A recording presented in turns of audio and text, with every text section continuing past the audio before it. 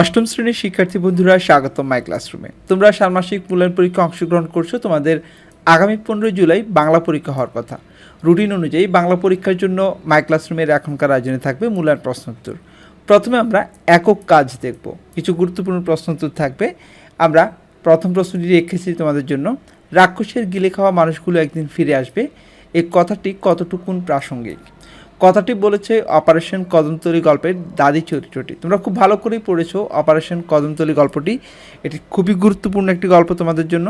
হানাদার পাক বাহিনীর দ্বারা কদমতলী এলাকার অসংখ্য মানুষের শহীদ হওয়ার প্রেক্ষিতে এই কথাটি বলেছিলেন দাদি। এখানে রাক্ষসের গিলে খাওয়া মানুষগুলো দেশের জন্য জীবন উৎসর্গ করেছেন শুধুমাত্র দেশকে শত্রুমুক্ত করার জন্য।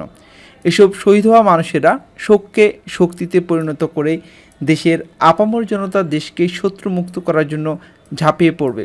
সুতরাং বলা যায় অপারেশন কদমতলী গল্পের দাদি চরিত্রের এই কথাটির প্রাসঙ্গিকতা রয়েছে।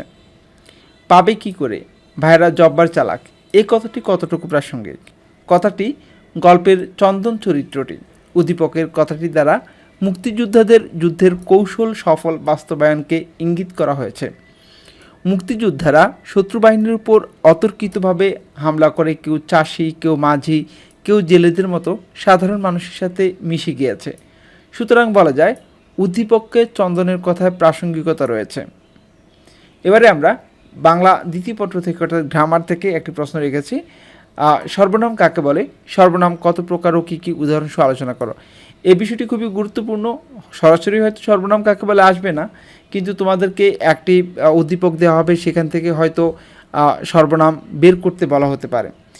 তো চলো সর্বনাম কাকে বলে একটু জেনে নিই, এটি তোমাদের জন্য খুবই কাজে আসবে। সর্বনাম নামের পরিবর্তে যে সকল শব্দ ব্যবহার করা হয় তাকে সর্বনাম বলে।